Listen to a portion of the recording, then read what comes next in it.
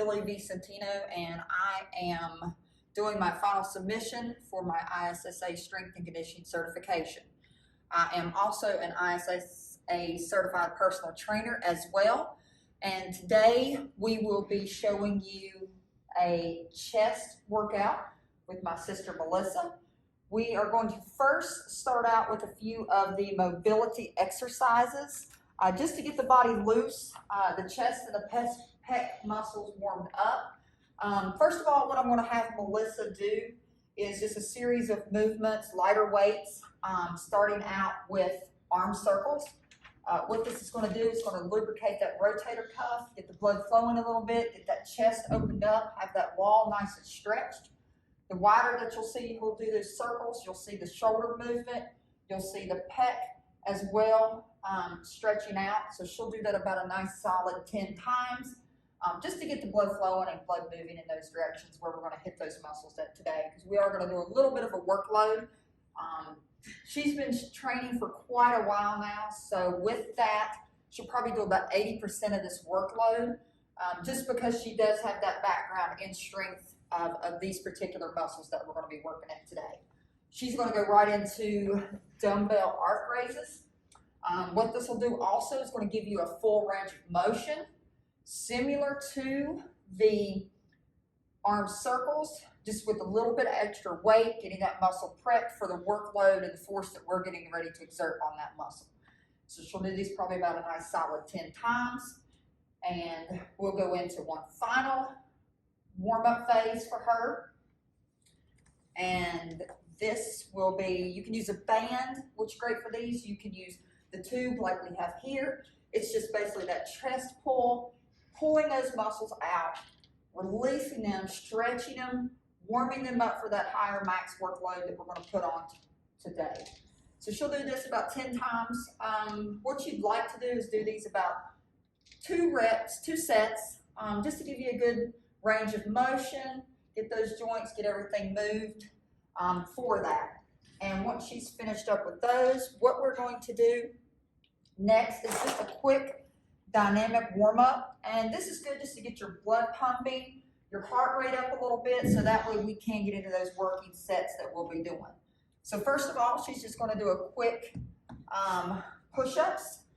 Knock out about 10 of these, which she probably does anywhere between 100 to 150 on each workout. I know that because it's my sister. I know how she does things. So she's pretty good at these. These are pretty easy for her to knock out real quick, as far as head up, chins up, squeezing, pushing correctly through, elbows are tucked. Next, she's going to do just body squats. And that's, again, an all-over warm-up, even though we are focusing on the chest and the pecs today. But just a body weight squat just gets that heart rate, the heart pumping to all extremities from the feet all the way up. Gets her nice and warmed up, breathing on point, nice and smooth. Lastly, we'll get the heart rate up a little bit more, just with some 10 side hops, and we will do 10 front hops. Super quick, super easy. Don't have to put too much effort into it, because we are going to do a pretty good cool down and more stretching at the end of this routine once we finish up. And once she finishes that, we'll go straight into our working sets for the chest. Okay guys, now we're into the working portion of this chest exercise that we're going to do, and what we're going to start off with is the traditional bench. And as you see Melissa here, she is getting ready to do the correct form on the bench. First of all, she's going to do a few reps just with the bar only to warm up the muscle and ensure that correct form. First of all, by planting the feet. As you can see, her hips are adjusted and firmly planted on that bench. There's a slight arch here in her back, and as you can see, as she lowers and raises that bar, she has her core tight. The shoulder blades are dug into the bench, and the elbows should never drop below about a 90 degrees, as you see here, and it's an even push up. So she'll do that for about a quick set of 10, just to loosen up that muscle and get it ready for the workload. Squeezing at the top, and once she feels good with that first set, we'll add on to the second set we're gonna go a little bit lighter weight, and we will get those thrown on for her.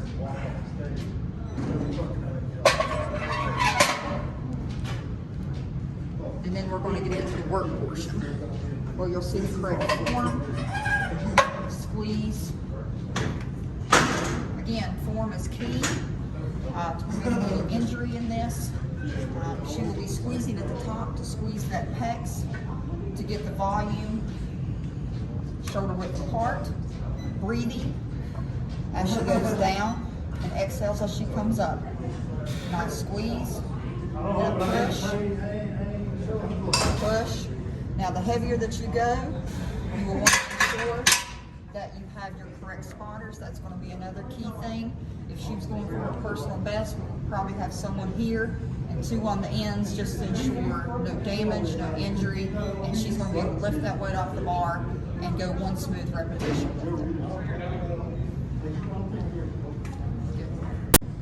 Okay, so this next exercise, what we're going to do is we are going to do the dumbbell chest press.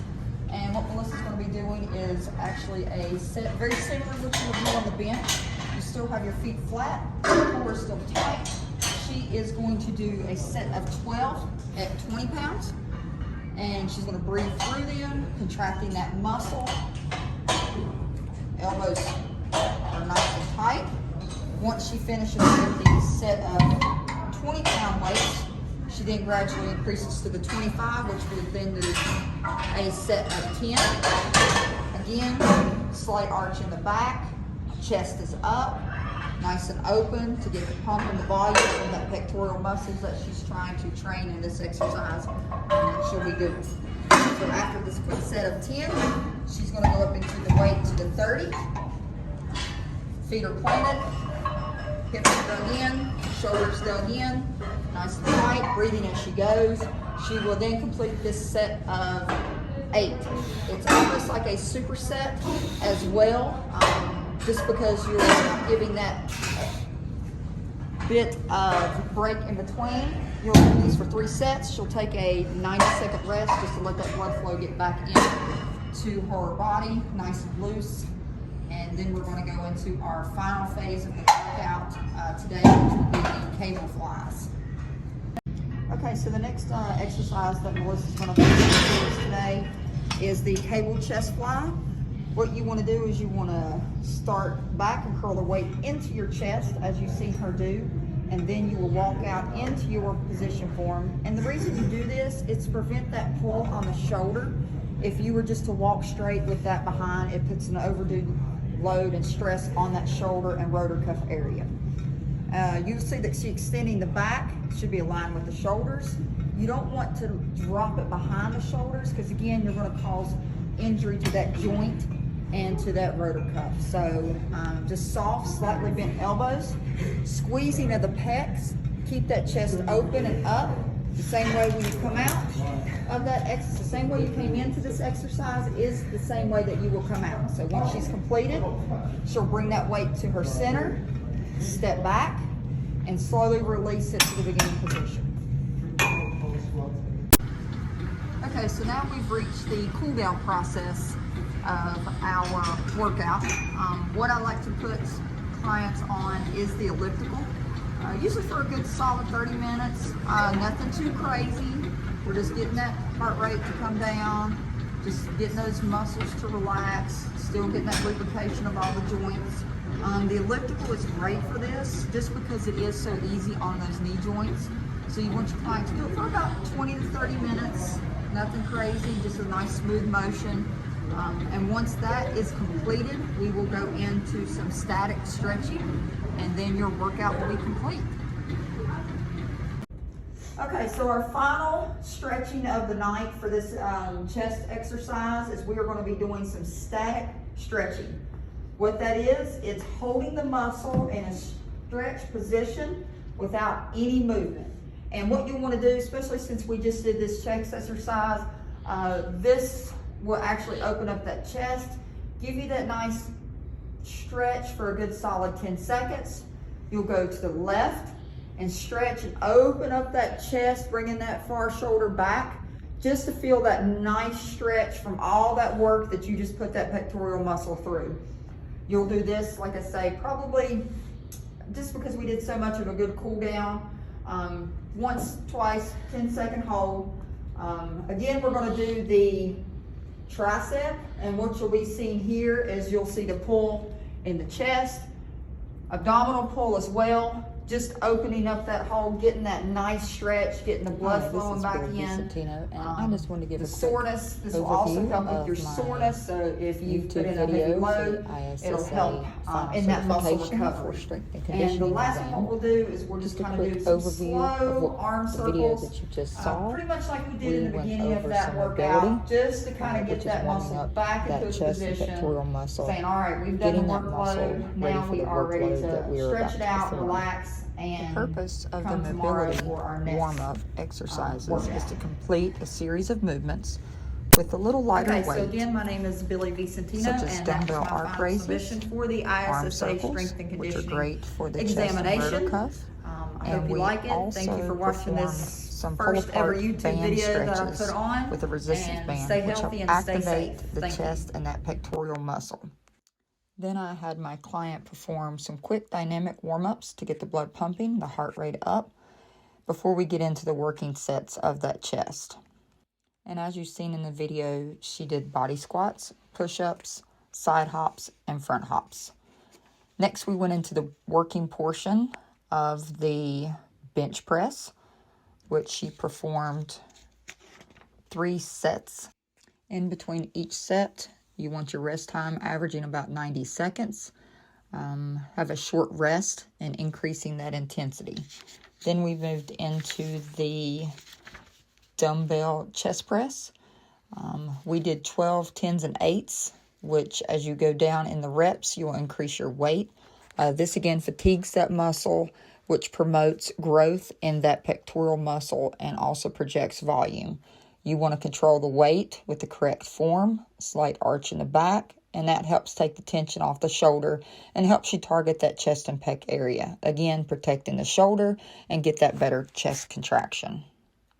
The last working exercise that you've seen in the video was the cable chest fly. My main thing with this is I wanted to make sure the client had the correct form of walking into the chest curl. You don't want to drag or drop behind the shoulder because that can cause injury to the shoulder, to its joint, put undue stress onto that rotor cuff as well.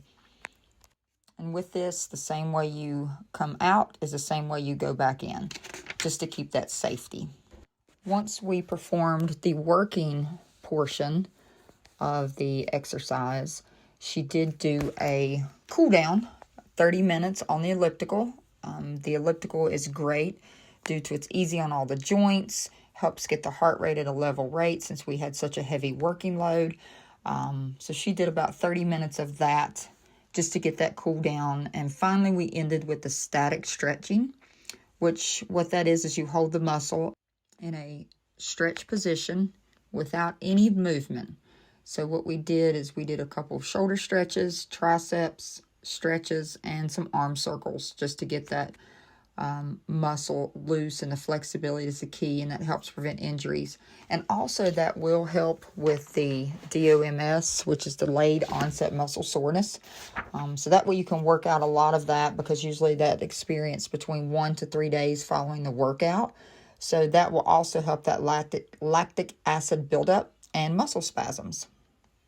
And just one last thing I'd like to add is that optimal muscle performance requires good muscle size, coordination between the muscle and nervous system, efficient use of the muscle's elasticity, and specific skill development. So those are a lot of factors that can help you grow in strength and get to that level that you'd like to be at. And again, thanks for watching.